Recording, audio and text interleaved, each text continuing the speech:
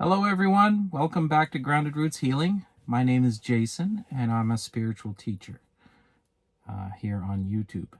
And in general, I help a lot of people in my everyday life, at least people that I run into. And there's a few family and friends and that like to ask for my opinion on things. So I'm not sure what kind of reach I have, but I'm a spiritual teacher nonetheless. And that brings me to a subject right now, and that is that I should ask you to like and subscribe. I have had a surge in my subscriber count. I'm up to 123, which is a nice synchronistic number, as you'd know if you've watched my last video. And that's huge. That came a lot of that came from one video, which was I believe it was titled, I don't know, I got 1,000 views on it. It was about the side effects or the physical consequences of awakening. That's what it was. And it's been great. I can't believe I have 123 people who are watching my videos. Now, if I could get a few more of you to click on that subscribe button, I think that would grow quite a bit more, and it would help this reach the eyes of the people that need to see it. Now, that being said, the universe is going to put this in front of their eyes anyway, so I'm leaving it in God's hands, so to speak, and I trust that he will make this grow at the rate that it needs to. So today I'm going to talk about energy centers on the planet, like specific locations where the energy is higher. Now, I've gone and forgotten my notebook. Now, I always have this thing with me. It's my leather-bound journal that I write everything in, and I do all my videos, and I for some reason forgot it today, and I'm just going to do it anyway. And I think that's the point. Like, it's fine to write this stuff down, but the objective here is to be in close connection with your higher self and be in a meditative state while you're making these videos. And if you do this, you shouldn't have to write it down, or at least you shouldn't need it in order to spew this stuff out. So we're going to test that today. So I'm at a energy center right now. I'll probably use this as the thumbnail for the video, and it's a local shrine. And I was at another energy center this morning. It's a high... I'll have to describe what those are, but it's a place where the energy is just naturally higher on the planet compared to other locations. So you trying to raise your vibration, it would be a very good idea if you knew where these places were and you could spend more time in them, because it's going to help you raise the vibration of this body-mind complex up. It's going to impart energy on you. So where do we start with this? So I'll just describe the site that I'm at right now, and we'll see where that goes. We're at a shrine. So this was a place in the environment where there's a natural spring. And when I'm certain that the Mi'kmaq indigenous people in the area knew this was here. And then when European contact happened, they more than likely removed them from the location and claimed it for themselves. I mean, this has happened so many times in history. It's pathological at this point, but either way, that's what happened. The church came in and they claimed this property for themselves, and they erected a shrine where they have 12 stations of the cross that you can walk up to the shrine and get a drink out of this so-called holy spring. Now, I should describe how you can start to feel these energies. Now, when I had my awakening, my enlightenment, I could feel these energies. And post we call it Soul Boot Camp, which was the lessons that I was learning in really fast-paced lessons, it became obvious to me that I could detect these places. So as I would walk through, or more than likely drive through an environment, the energies in these places would become apparent to me. As I approached them, I could feel the energy building up, and this would come in the form of what Amanda likes to describe as anxiety. It feels similar to anxiety.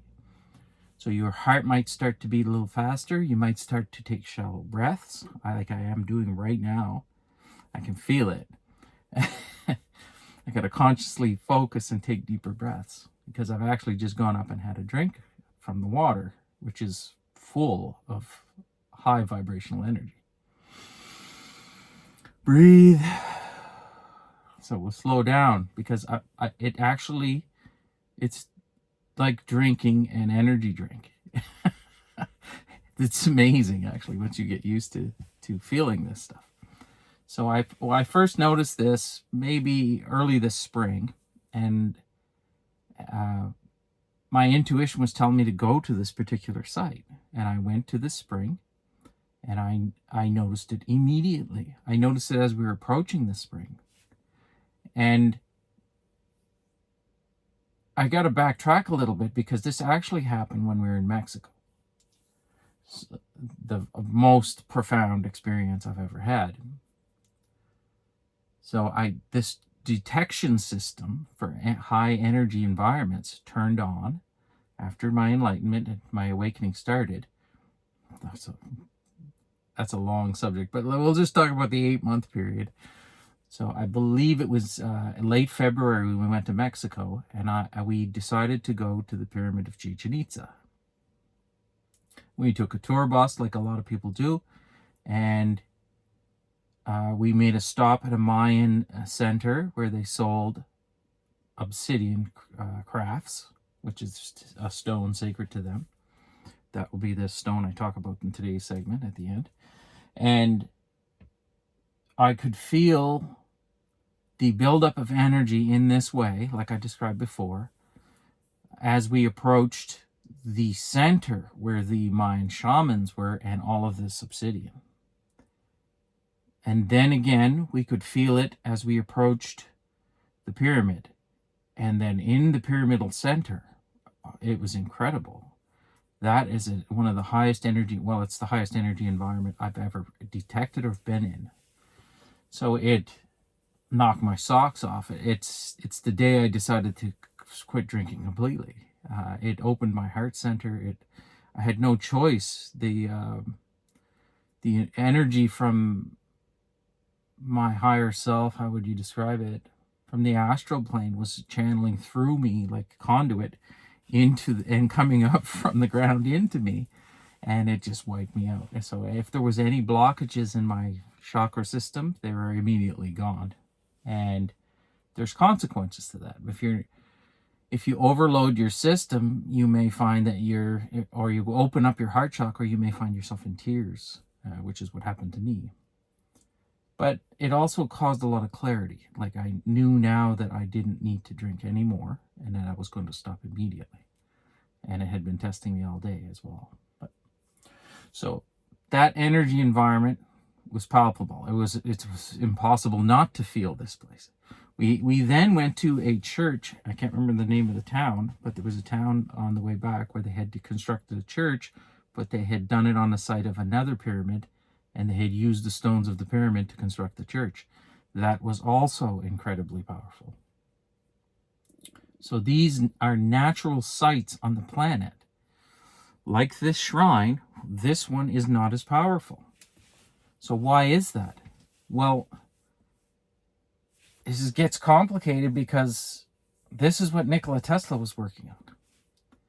He understood that the planet, there's an energy grid to this planet, and that at certain places on the planet's surface, this energy spews out. And Chichen Itza, as well as many other sacred pyramidal sites, are sites where this energy is exceptionally high. That's why they put the pyramid there. But there are also smaller places. It's still on this grid system, but they're not quite as strong, but they're all around us. And sometimes it's due to the particular types of minerals, which I'll explain a little bit later.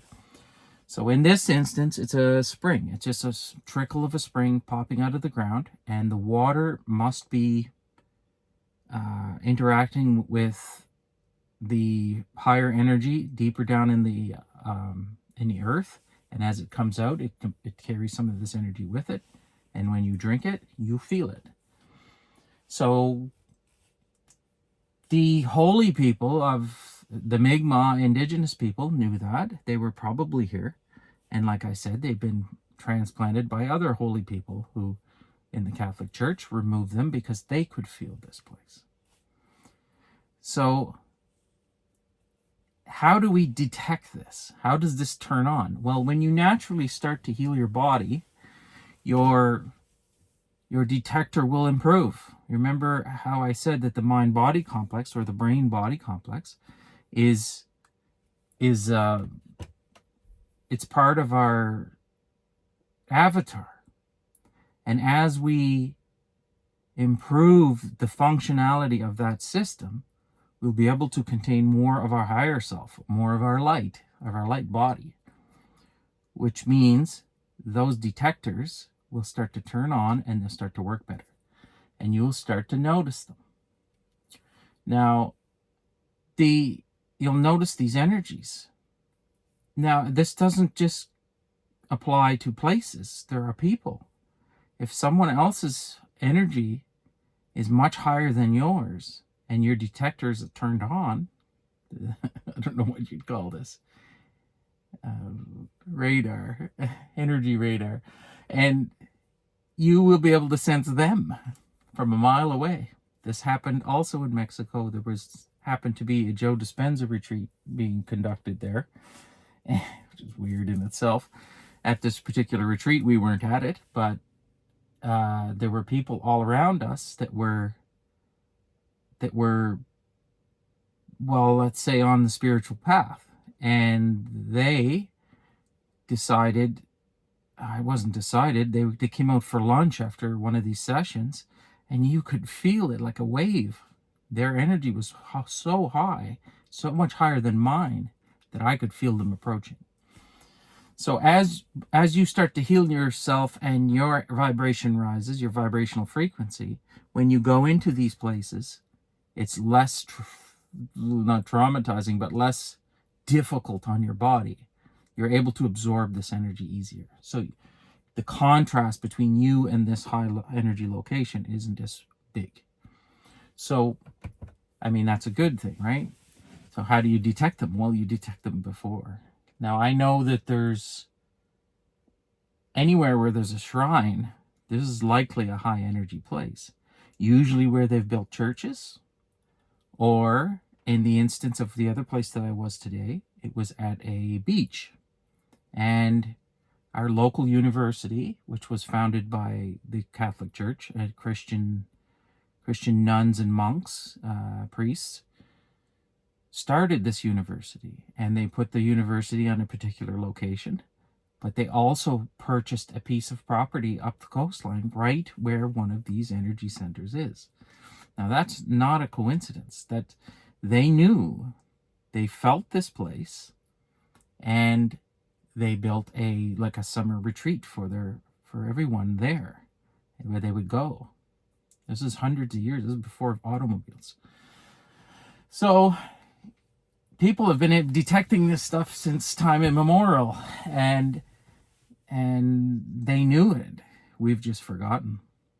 So another good example is where hospitals tend to be built.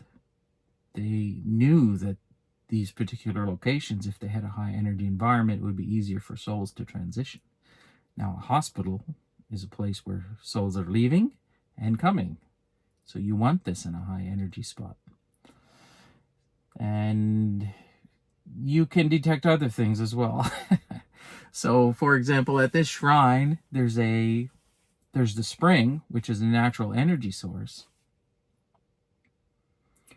It's a high vibrational energy source. There are altars where people have put obituaries for people that they miss or that they're very sad about, and you can feel the sadness in that place. That's a different kind of energy, and it's a sense that I have, but it's not exactly the same as this high positive vibe stuff. This stuff feels sad. So you'll get that at a hospital as well. That's why a lot of people don't like that. And this leads to energy in general. If these energies are on a grid and detectable, can we harvest it? Well, this is not what Nikola Tesla was working on, and he was not an idiot. He was onto something. He obviously knew that this was possible, and I believe someone's going to be able to reverse engineer his technology, and we'll end up with unlimited free energy, let's say. So the beach that I was talking about today, where the priests and nuns had their summer retreat area, it's a very unique spot. I'll put a video at the end and show you exactly what I mean. There's a seam of gypsum, and as I described yesterday, it's made out of selenite crystals inside the gypsum, which is just gypsum in itself, but it's crystallized. And there's a big seam of this that interacts and intersects the ocean right at that point. So that's a lot of amplifying crystals in one location. Selenite crystals are amplifiers. And it's immediately contacting ocean water. And as I've said before, ocean water contains an enormous amount of salt, as we all know. And salt is a crystal. Salt is halite. It's cubic in its structure. And as it's dissolved in the ocean water, it's obviously not cubic, but it has the same properties. So that's the properties of halite are, as we have salt lamps, it's to absorb low vibrational energy. So in this particular location, you have an intersection of a high amplifying vibrational crystal intersecting a body of water with a absorbing crystal in it. So it's amplifying the effects of the ocean water, which is drawing all of the low vibrational energy out of you. And that's why they built that retreat right at that location. They could feel it. And when I go there, I can feel it as well. So I think that's where I'll leave it for today. As I said before, I'm going to discuss a crystal at the end of every video now. And I just discussed a couple of crystals right there, but I've already referred to those. And this is the crystal that I'm going to discuss today, which is black obsidian. I have some on my wrist, as well as a medallion that I wear over my heart center that I bought in Mexico from this location where they were selling this hand axe and this material to subsidize the Mayan shamans' work. And they blessed this. This was sacred to the Mayans. It has the properties of absorbing low vibrational energy, like salt. But it's much harder. So this is not actually a crystal, it's glass. So it's a volcanic glass that erupts from a volcano, and it's amorphous, which means it doesn't have a crystalline structure. But it's also, because of that, you can make it into very sharp shards. So they used to use this, they chip it off and use it for ceremonial weapons as well as just regular battle weapons. I think they're purported to have cut the head off of a horse in one swipe with one of their swords constructed from obsidian. So it's extremely sharp. It's actually sharper than surgical razor blades. And it has that wonderful property. So I keep one right over my heart center. It gets blessed by the Mayan shaman, and I keep one on my wrist, and I hold this. and it's a wonderful way to absorb low vibrational energy. We take this when we travel. We use it under our pillow if we're not feeling well. It's a great way. You can actually get massagers as well, and then you can massage certain parts of the body and remove low vibrational energy out of that. You could even do it with this piece, of course. You can remove low vibrational energy out of that certain spot on your body. So this is a very important stone, and I believe black tourmaline has the same properties. The black color is the absorbing function of this stone. So I think that's where we'll leave it today. So as it gets dark here at this shrine, as I always say, I hope this video finds you well. I love you all, and we'll see you tomorrow. So as you can see here, we've got a big chunk of orange gypsum, and this is where the seam comes out of the ground. If you look, you'll see blocks in various places along the beach, strewn along the beach, of gypsum with selenite crystals in it, and it projects out into the ocean right here. The reason you can't see it in big, thick beds is this stuff is extremely easy to dissolve.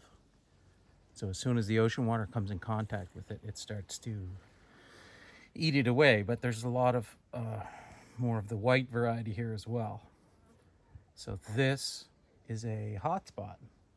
This seam of selenite crystals and gypsum comes in direct contact with ocean water right at this location. So the energy right here is incredible.